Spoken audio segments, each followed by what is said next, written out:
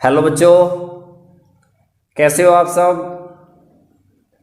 तो हमारा टॉपिक चल रहा था कौन सा, some basic concept of chemistry. First unit हमारी केमिस्ट्री की चल रही है और इसमें हम लोग डिस्कस कर चुके थे डाल्टन एटॉमिक थ्योरी, उसके बाद modern atomic theory, atomic mass, molecular mass, वो सारा मैं आप लोगों को करवा चुका था। अब ये हमारे पास एक टॉपिक है और इसका नेम है मोल कंसेप्ट, और ये टॉपिक जो है हमारा मोस्ट इम्पॉर्टेंट टॉपिक हम कहेंगे हमारे पास इस यूनिट का है। मोस्ट इम्पॉर्टेंट आपके फाइनल एग्जाम के पॉइंट ऑफ व्यू से भी है और आपके जो कॉम्पिटिटिव एग्जाम होंगे after +2 IITI, triple PMT, NEET, सबके लिए ये कंसेप्ट बहुत इम्पॉर्टेंट है।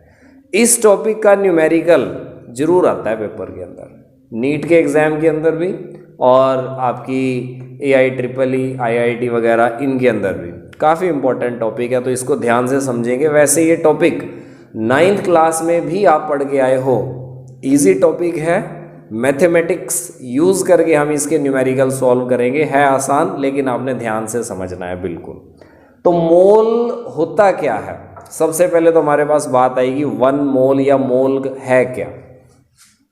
देखो, मोल की अगर हम बात करें, एक्चुअल में जो मोल है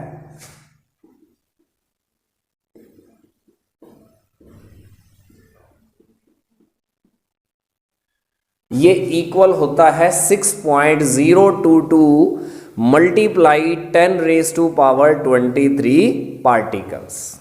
इतने पार्टिकल्स की कलेक्शन को हम लोग 1 मोल बोलते हैं, या इन पार्टिकल्स को हमने एक नाम और दिया था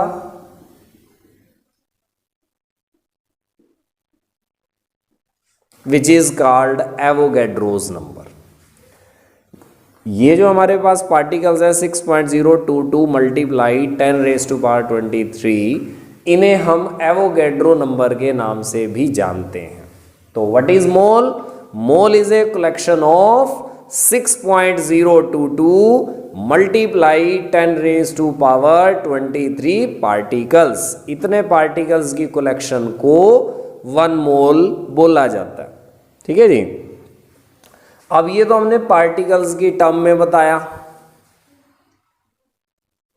लेकिन अगर हम बात करें भी पार्टिकल्स नहीं, ग्राम की टर्म्स में बताओ भाई, पार्टिकल्स को तो ऐसे कैसे काउंट करेंगे, बड़ा मुश्किल है पार्टिकल ऐसे काउंट करने हैं। तो हमें तो ग्राम की टर्म्स में बता दो, मास की टर्म में बता दो कि मोल बराबर कितने ग्राम। तो आप ध्यान से देखो, 1 मोल कोई भी आपके पास चीज हो तो ये हमारे पास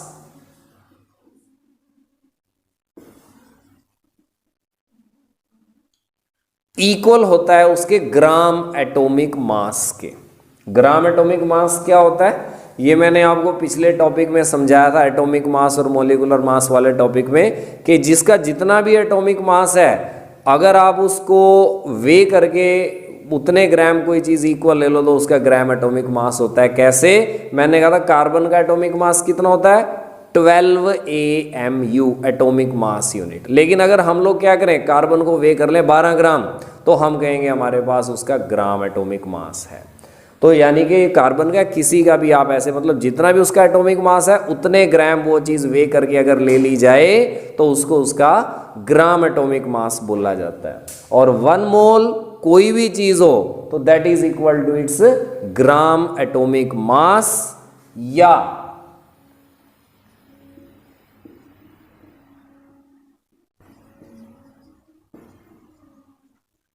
ग्राम मोलिक्यूलर मास।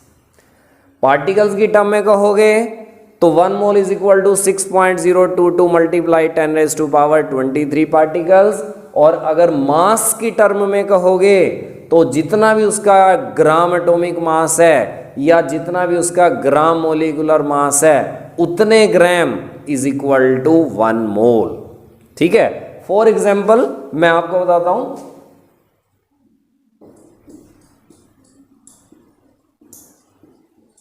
1 मोल कार्बन तो कितने ग्राम कार्बन, 1 मोल कार्बन का मतलब जितना भी उसका ग्राम एटॉमिक मास है उतने ग्राम कार्बन।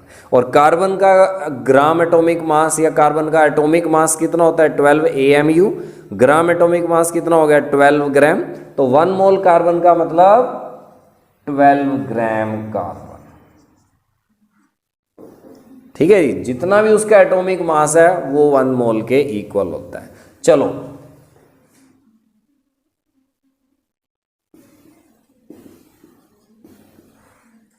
मैं आपको कहूं 1 मोल सोडियम, तो कितने ग्राम सोडियम। 1 मोल सोडियम का मतलब जितना भी उसका ग्राम एटॉमिक मास है उतने ग्राम सोडियम। और सोडियम का एटॉमिक मास कितना होता है 23 AMU। तो मतलब 23 gram sodium is equal to 1 mole. ठीक है जी, तो मोल का मतलब होता है जितना भी उसका एटॉमिक मास है या मोलिकुलर मास है ग्राम्स में। ठीक है जी, ग्राम एटॉमिक मास या ग्राम मोलिकुलर मास।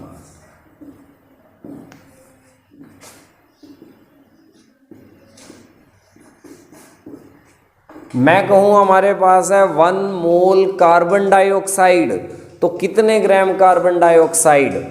कार्बन डाइऑक्साइड का मोलिकुलर मास कितना बना, कार्बन का मोलिकुलर मास होता है 12, ऑक्सीजन का एटॉमिक मास, कार्बन का एटॉमिक मास 12, ऑक्सीजन का 16 मल्टीप्लाई 2, टोटल हो गया 44 AMU। तो इसका मतलब 1 mole carbon dioxide is equal to 44 gram carbon dioxide. जितना भी उसका मोलिकुलर मास है उसको ग्राम में हम ले लें, यानी कि उसका gram molecular mass is equal to 1 mole होता है।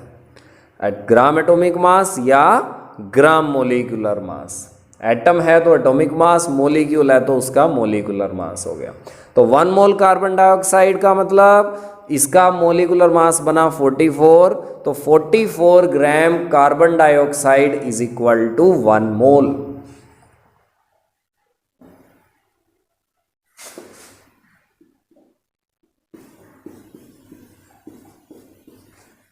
हमारे पास है सपोज वाटर H2O। मैं कहूँ मेरे पास 1 मोल वाटर है, तो कितने ग्राम वाटर है, जितना भी इसका ग्राम मोलिकुलर मास है। निकालते हैं। हाइड्रोजन का एटॉमिक मास होता है 1 मल्टीप्लाई 2 कर दिया। ऑक्सीजन का एटॉमिक मास होता है 16, 16 प्लस 2 कितना हो गया 18। तो 18 gram water is equal to 1 mole. सबको समझ आ गया होगा कि 1 मोल अगर पार्टिकल्स की टर्म में कहें तो इतने पार्टिकल्स। पार्टिकल्स का मतलब इतने एटम हो सकते हैं, इतने मॉलिक्यूल्स हो सकते हैं, आयंस हो सकते हैं, इलेक्ट्रॉन्स हो सकते हैं। पार्टिकल्स का ये मतलब है। पार्टिकल्स ठीक है ना, सब एटॉमिक पार्टिकल्स, एटम के अंदर जो पार्टिकल्स मिलते हैं या atom, molecule, ion, electron, proton, neutron, ये वगैरह, इनके लिए हमारा ये मोल कंसेप्ट है। जैसे हम लोग बोलते हैं 1 दर्जन बराबर 12 वस्तुएं, इसी तरह से 1 मोल है बराबर इतने पार्टिकल, लेकिन वो बड़ी चीज़ों के लिए होता है दर्जन वगैरह, ठीक है ना। ये माइक्रोस्कोपिक पार्टिकल के लिए होता है, जैसे एटम, मॉलिक्यूल, आयन, इलेक्ट्रॉन, इनके लिए ये कंसेप्ट लगता है। तो 1 मोल इज इक्वल टू इतने पार्टिकल, मतलब इतने एटम, इतने मॉलिक्यूल, इतने आयन, इतने इलेक्ट्रॉन बोल सकते हो। एटॉमिक मास या मास की टर्म में कहें तो जितना भी उसका ग्राम एटॉमिक मास या ग्राम मोलिकुलर मास है that is also equal to 1 mole.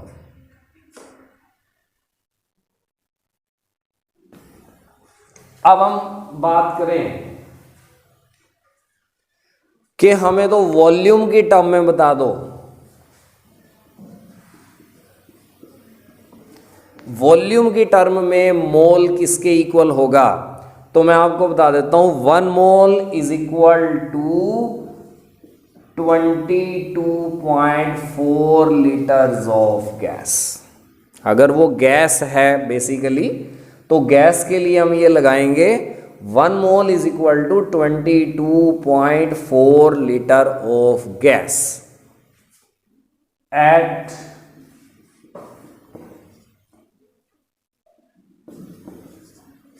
NTP और एसटीपी। इस कंडीशन के ऊपर, इस एनटीपी का क्या मतलब है? एनटीपी का मतलब नॉर्मल टेम्परेचर एंड प्रेशर, और एसटीपी का मतलब स्टैंडर्ड टेम्परेचर एंड प्रेशर। ये मीनिंग है NTP normal temperature and pressure, STP का मतलब स्टैंडर्ड टेम्परेचर एंड प्रेशर। इसका ये मीनिंग है। अब कितने टेम्परेचर को हम लोग एनटीपी पे और एसटीपी पे कंसीडर करते हैं?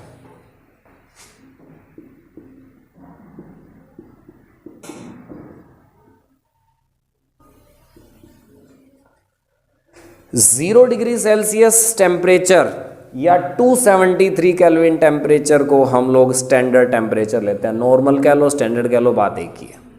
एनटीपी और एसटीपी नाम दो हैं, चीज़ एक ही है। 0 डिग्री या 273 केल्विन। सेल्सियस में लेना है तो 0 डिग्री बोल लेंगे, केल्विन में लेना है तो 273 केल्विन लेंगे। It is equal to 1 mole. सबको समझ आ गया? It is equal to standard temperature या नॉर्मल टेम्परेचर। और अगर हम प्रेशर की बात करें, प्रेशर कितना लेते हैं स्टैंडर्ड कंडीशन में?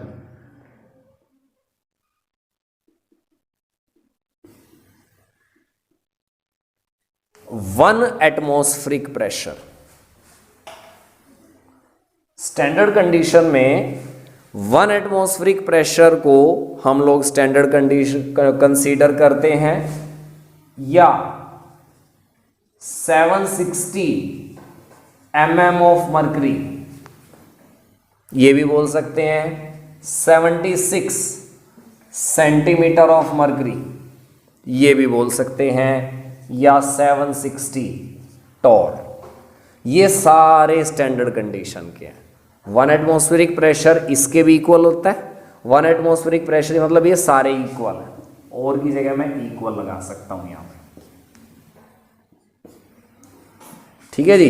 तो ये हमारा स्टैंडर्ड कंडीशन का प्रेशर है। तो स्टैंडर्ड या नॉर्मल टेम्परेचर एंड प्रेशर का मतलब टेम्परेचर इतना होना चाहिए या इतना होना चाहिए, बात एक ही है। ठीक है ना? प्रेशर इतना हो, इतना हो, इतना इतना हो, कोई सा भी हो, बात एक ही है। तो इन कंडीशन के ऊपर हमने गैस की वॉल्यूम लेनी है, और गैस की वॉल्यूम 22.4 लीटर जब हो जाएगी, that will be equal to 1 mole. वो 1 मोल के इक्वल होगा। लेकिन कंडीशन आपने ध्यान रखनी है, कंडीशन आपकी होनी चाहिए एनटीपी में और एसटीपी में। क्यों? बिकॉज अगर आप टेम्परेचर और प्रेशर चेंज करते हैं तो क्या होता है, गैस की वॉल्यूम बदलती जाती है। दैट इज वाई इसको स्टैंडर्ड कंडीशन पर लिया जाता है।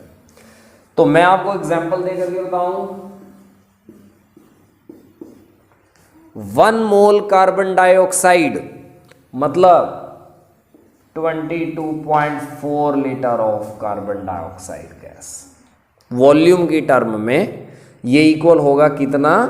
22. कोई भी चीज हो, कोई भी गैस ले लो आप, that will be equal to 22.4 litre at STP NTP.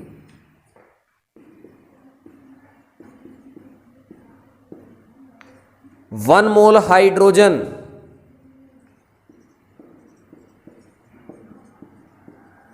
means 22.4 liter of hydrogen.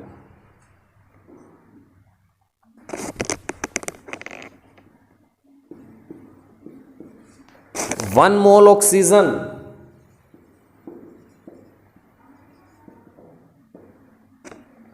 means 22.4 liter of oxygen.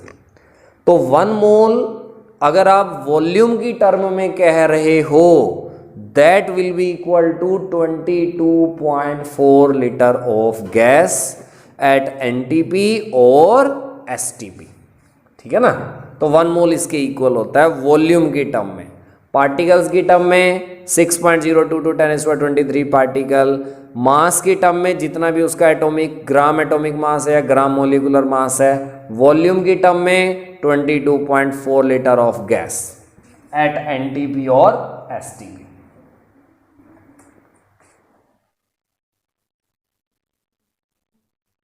अगर हम इसको ग्राम एटम या ग्राम मोलिक्यूल की टर्म में कहें तो 1 मोल को 1 ग्राम एटम भी बोल सकते हैं। ग्राम अलग चीज है, एटम अलग चीज है, ग्राम एटम अलग चीज है।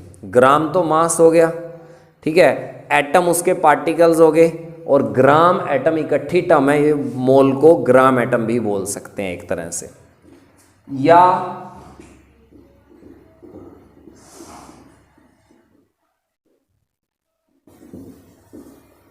1 ग्राम मोलिक्यूल, तो mole is equal to 1 gram atom या 1 ग्राम मोलिक्यूल के इक्वल भी होता है। तो ये मैंने आपको सारी चीजें बताई भी, एक मोल किस किस के इक्वल है। मोल इज इक्वल टू पार्टिकल्स की टर्म में, मास की टर्म में, वॉल्यूम की टर्म में, ग्राम एटम या ग्राम मोलिक्यूल की टर्म में।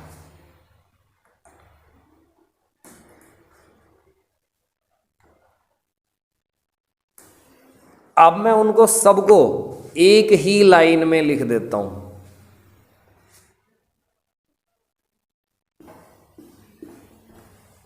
वन मोल इक्वल टू किस किस के, सबसे पहले पार्टिकल,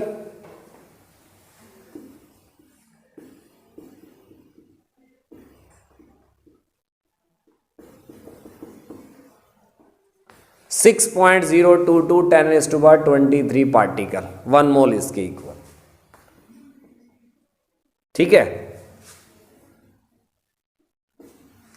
पार्टिकल्स की टर्म में, ये मास की टर्म में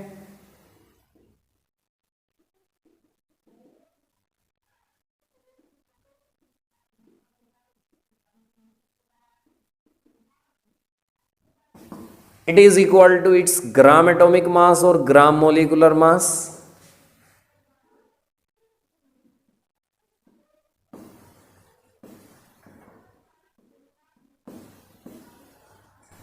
ग्राम एटम की टर्म में इक्वल टू 1 ग्राम एटम या 1 ग्राम मोलिक्यूल।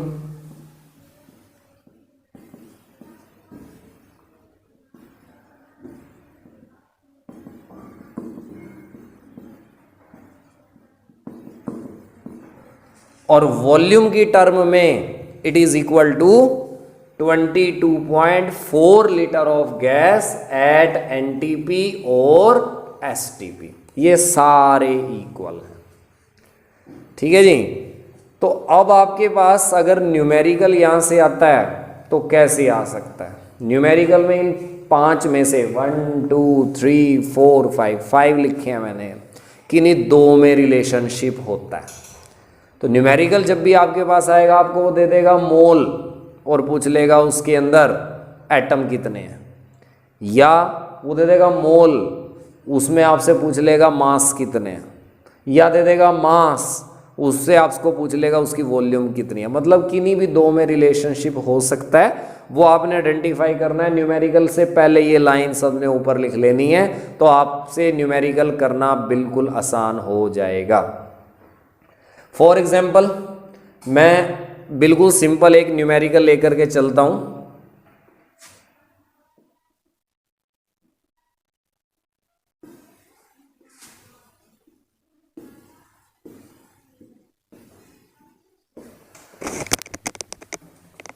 न्यूमेरिकल आपका ये एनसीईआरटी का न्यूमेरिकल है।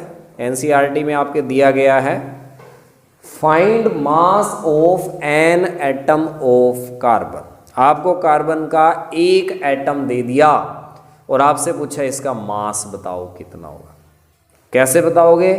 हमें ये बात ऑलरेडी पता है, इनकी हेल्प से बताएंगे। आपने ध्यान ये रखना है न्यूमेरिकल करते हुए कि इसमें 2 बातें हो रही हैं। एक तो मास की बात हो रही है और एक एटम की बात हो रही है। तो आपने 5 में से वो 2 सेलेक्ट कर लेने हैं जिसमें मास है और जिसमें एटम है। कैसे सेलेक्ट करें? देखो, एटम, मॉलिक्यूल, आयन, इलेक्ट्रॉन, ये हैं। तो जब भी न्यूमेरिकल में बात चले एटम की, मॉलिक्यूल की, आयन की, इलेक्ट्रॉन की, तो आपके माइंड में ये आ जाना चाहिए 6.022 10⁻23। जब भी बात चले मास की, तो आपके माइंड में उसका ग्राम एटॉमिक मास या ग्राम मोलिकुलर मास आ जाना चाहिए। ये तो ऐसे ही रहेगा। जब भी बात चले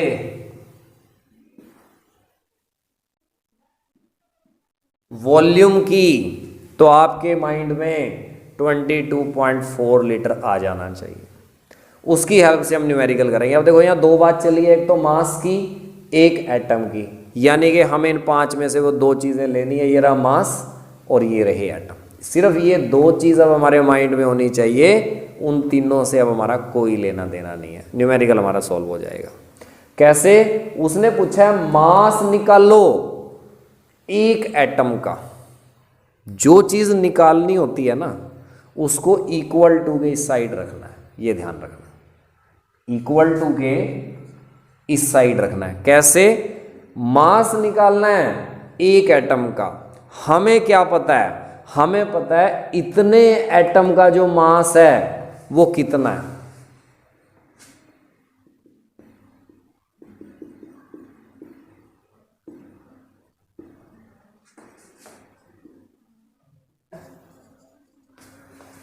six 6.022 10⁻23 atoms of carbon has mass. Carbon के अगर इतने एटम है तो इनका मास कितना है? इज इक्वल टू, इतने एटम का मास किसके इक्वल है? जो भी उसका ग्राम एटॉमिक मास है। और कार्बन है, कार्बन का ग्राम एटॉमिक मास कितना होता है? 12। अब हमें ये बात पता है। बच्चे कंफ्यूज क्या होते हैं, ये नहीं समझ पाते भी 12 ग्राम इधर रखें, 6.023 इधर रखें, या 6.023 इधर रखें, 12 इधर रखें। ये नहीं समझ आता। तो बिल्कुल इसका सीधा सीधा आंसर है, जो चीज़ निकालनी है, फाइंड क्या करना है? मास। तो मास इधर रखना है। 2 चीज़ है, मास और पार्टिकल। पार्टिकल इधर रखने हैं, मास इधर रखना है। अगर वो कहे कि पार्टिकल्स निकालने हैं, नंबर ऑफ एटम्स निकालने हैं, find number of atoms, find number of molecule, तो आपने इक्वल टू के इधर नंबर ऑफ एटम या मॉलिक्यूल रखने हैं जो भी इसमें दे रखे हैं। अगर वो कहे फाइंड वॉल्यूम, तो इक्वल टू के साइड वॉल्यूम आनी चाहिए। वो कहे फाइंड नंबर ऑफ मोल्स, तो इक्वल टू के साइड नंबर ऑफ मोल्स लिखने हैं। समझ आ गया? ये 5 चीज़ें हैं, तो हमें पता है सारे इक्वल हैं। एक साइड, एक इधर रखनी है, एक इधर रखनी है। इधर कौन सी निकल रखनी है? जो हमने फाइंड आउट करनी है, जो चीज़, उसको रखना है। तो इतने एटम का तो मास हमें पता चल गया 12 ग्राम है। तो 1 एटम ऑफ कार्बन का मास कितना निकल गया? 1 एटम का मास निकालना है तो कैसे निकाला? 12 डिवाइड बाय 6.022 10⁻23। इसको कैलकुलेट कर दो, आपका आंसर आ जाएगा। ठीक है, तो ये हमारा लगभग 1.99 10⁻⁻23 ग्राम आएगा। 23 नीचे प्लस का है, ऊपर जाएगा तो वो माइनस का हो जाएगा। 12 को 6.02 से करेंगे, अगर पूरा 6 लें तो पूरा पूरा 2 पे कटता है, तो 1.99 के आसपास हमारा लगभग आएगा आंसर। तो ये न्यूमेरिकल था। इस तरह से हम इसका न्यूमेरिकल सॉल्व कर सकते हैं। अभी मैंने बोला था find mass of an atom of carbon. अब मैं इसको बदल देता हूँ, न्यूमेरिकल को यू ना करने से मैं इसकी स्टेटमेंट में बदल देता हूं। मैं निकाल देता हूं find number of atoms,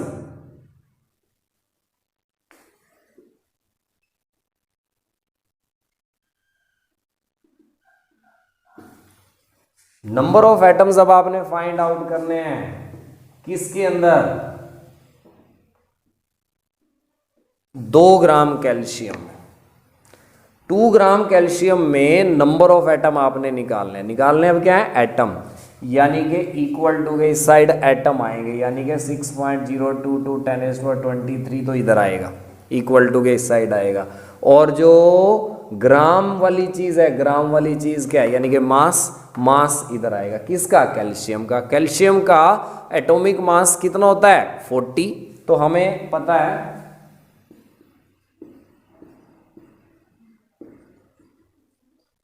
40 gram of calcium has mass. 40 gram calcium का, 40 gram of calcium has atoms, mass नहीं atom. 40 gram of the calcium has atom, कितने 6.022 × 10⁻23, क्योंकि जितना भी उसका एटॉमिक मास है उसके अंदर इतने एटम होते हैं, ये हमें पता है। तो 40 ग्राम के अंदर इतने होते हैं, 1 ग्राम में कितने हो गए 6.022 × 10⁻23 डिवाइड बाय 40। निकालने कितने के अंदर हैं, 2 ग्राम में निकालने हैं।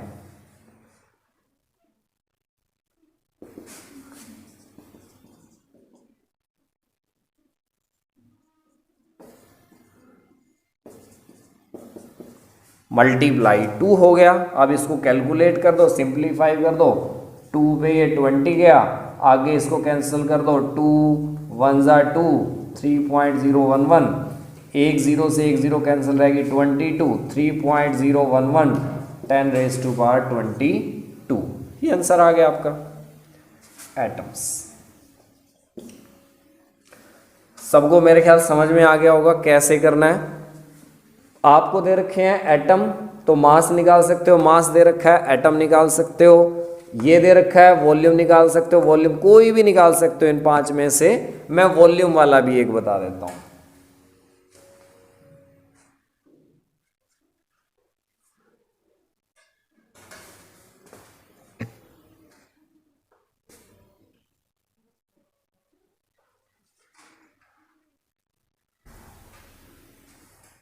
एक न्यूमेरिकल वॉल्यूम वाला, मैं आपको मास दे देता हूं, उसकी वॉल्यूम पूछ लेते हैं।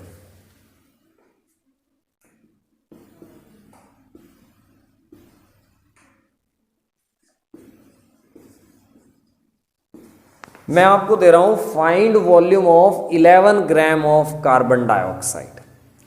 कार्बन डाइऑक्साइड 11 ग्राम है, इसकी वॉल्यूम बतानी है। हमें पता है जितना भी उसका मोलिकुलर मास है उसकी वॉल्यूम 22.4 लीटर होती है एनटीपी कंडीशन पे, और कार्बन डाइऑक्साइड का मोलिकुलर मास कितना होता है 44। तो मतलब 44 gram of carbon dioxide has volume. 44 gram carbon dioxide की तो वॉल्यूम है 22.4 लीटर एनटीपी कंडीशन के ऊपर। 1 ग्राम की कितनी होएगी 22.4 डिवाइड बाय 44। 11 ग्राम की कितनी हो जाएगी 22.4 डिवाइड बाय 44 इंटू 11। ये 4 पे कैंसिल हो गया, 11 4 ज़ा 44, ये पूरा पूरा इस पे कैंसिल हो रहा है, 5.6 लीटर आपका आंसर आ गया। तो इस तरह से आप कोई भी न्यूमेरिकल कर सकते हो। पार्टिकल्स दिए हैं वॉल्यूम निकाल लो, वॉल्यूम दिए है मास निकाल लो, मास दिया है ग्राम एटम निकाल लो, ग्राम एटम दिए है मोल निकाल लो, जो मर्जी आप निकाल सकते हो। बस प्रैक्टिस आपको करनी पड़ेगी। टॉपिक आसान है बिल्कुल। लोअर क्लास में आप करके आए हो 10 रुपये की कॉपी आती है एक, तो 50 रुपये की कितनी कॉपियाँ आएंगी। 10 रुपये के पेन आते हैं 3, तो 25 रुपये में कितने पेन आएंगे। इस तरह के न्यूमेरिकल आप लोगों ने कर रखे हैं मैथमेटिक्स के अंदर, वैसा ही है। मोल लेकर के चलना है और पार्टिकल्स के लिए होता है, और आपको ये सब इक्वल रखने हैं। जो फाइंड आउट करना है वो इक्वल टू के राइट साइड रखना है, जो नहीं फाइंड आउट करना है वो इक्वल टू के लेफ्ट साइड करना है, यानी कि जो दे रखा है। ठीक है, तो न्यूमेरिकल आप बड़े आसानी से कर लोगे। अगर आपको कोई प्रॉब्लम आए, न्यूमेरिकल ना सॉल्व हो, किसी भी न्यूमेरिकल में प्रॉब्लम आए, तो आप मुझे दोबारा से फ़ोन करके पूछ लेना, मुझे मैसेज करके पूछ सकते हो, मैं आपको दोबारा से समझा दूंगा कि कैसे होंगे। लेकिन पहले सिंपल वाले न्यूमेरिकल करने की कोशिश करना, क्योंकि कॉम्प्लिकेटेड न्यूमेरिकल है जिसमें 2-3 बार कंसीडर करके चलना पड़ता है, वो एक दम से नहीं हो पाएंगे। स्टार्टिंग में तो बिल्कुल सिंपल, जैसे मैंने 2 टर्म वाले बताए हैं, यही करना, ईजिली आपको न्यूमेरिकल समझ में आ जाएंगे। ठीक है जी, तो थैंक यू वेरी मच।